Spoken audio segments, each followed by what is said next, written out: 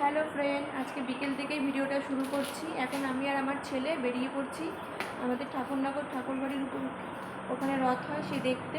চলুন আমার সাথে থাকুন। এই দেখুন, সবাই কিন্তু ঠাকুরবাড়িতেই যাচ্ছে রথ দেখতে। রাস্তা দিয়ে এখান থেকেই ভিড় হয়ে গেছে। এই দেখুন, মেলার সামনে চলে এসেছি, মেলার মাঠের সামনে। এই যে ঠাকুরবাড়ি ঢুকছি এবার। এই দেখুন কত ভিড় হয়েছে বন্ধুরা। এই যে ঠাকুরবাড়ি ঢুকে গেছি। এটা হচ্ছে গুরুচাঁদ ঠাকুরের মন্দির। এই গুরুচাঁদ ঠাকুরের মন্দিরের সামনে দিয়ে আমরা ঢুকে যাচ্ছি ভিতরে। হরিচাঁদ ঠাকুরের মন্দিরের সামনে পরে যাব পিছন দিক, যেহেতু সামনে অনেক ভিড়, সামনে দিয়ে ঢুকতে পারছি না মন্দিরের ভিতরে, সেই জন্য আমরা এই সাইড দিয়ে ঢুকে গেছি। এই যে চলে এসেছি যে পুকুরে। এটা হচ্ছে আমাদের বলে এখানকার লোকেরা, যেটা কামনার সাগর। কেউ যদি এই সাগরে কোনো কামনা করে ডুব দিয়ে বা স্নান করে, তার কামনা পূর্ণ হয়। এটা হচ্ছে সেই মন্দির আর সেই পুকুর। এই পুকুরের সাইড দিয়ে আমরা চলে যাচ্ছি, আমার ছেলে আর আমি। আর অনেকেই এখানে দেখুন পুকুরের সামনে বসে আছে, কেউ ছবি তুলছে, কেউ দাঁড়িয়ে আছে, ঘুরছে। আর এই যে সামনে চলে এসেছি, এটা হচ্ছে নাট মন্দির। নাট মন্দিরের ভিতর দিয়ে ঢুকে যাব আমি আর আমার ছেলে, যেহেতু রথটা ওপাশে দাঁড়িয়ে আছে সেই জন্য। এই যে রথের সামনে চলে যাচ্ছি। আর এখানে কিন্তু খুব সুন্দর ছোটো ছোটো দোকান বসছে, মেলা। সেটা পরে আপনাদের সাথে শেয়ার করছি, আগে রথটা দেখে নিই। এই দেখুন, এই যে রথ বন্ধুরা, রথটা টেনে সামনে নিয়ে যাচ্ছে মন্দিরের সামনে।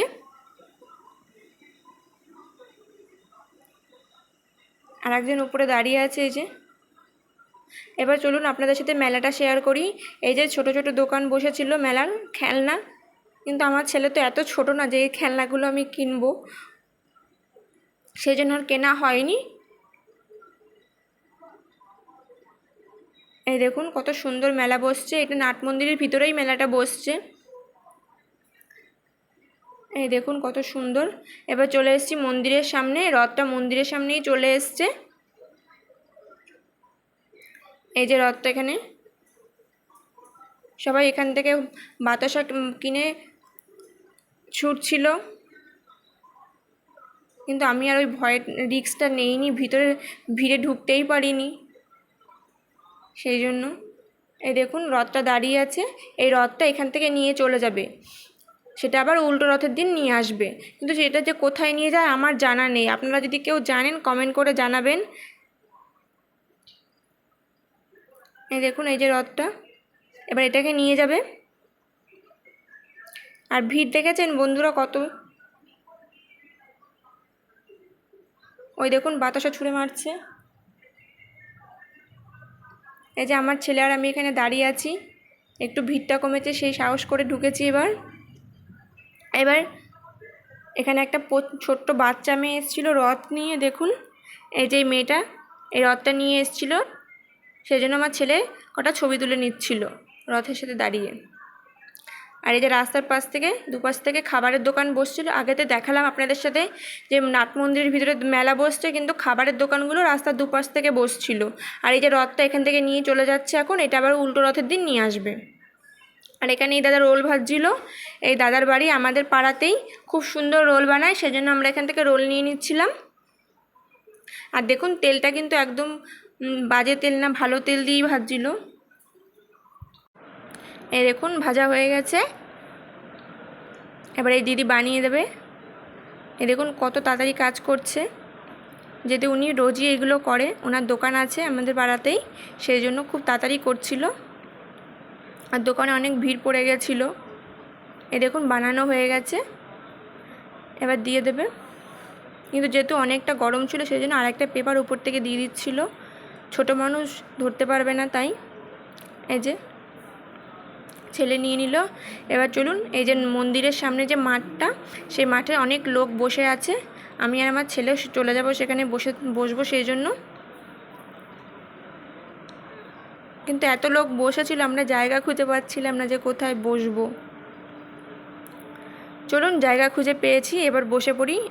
এই যে আমি একটা আইসক্রিম নিয়ে নিয়েছি, যেহেতু আমার আইসক্রিমটা সবসময় খুব ফেভারিট, সেই জন্য আইসক্রিম নিয়ে নিয়েছে। আমার ছেলের রোল নিয়ে নিয়েছে, এবার দুজনে মিলে খেয়ে নিয়েছি। দেখুন খাওয়া হয়ে গেছে, এবার দুজনে মিলে বসে বসে ছবি তুলছিলাম।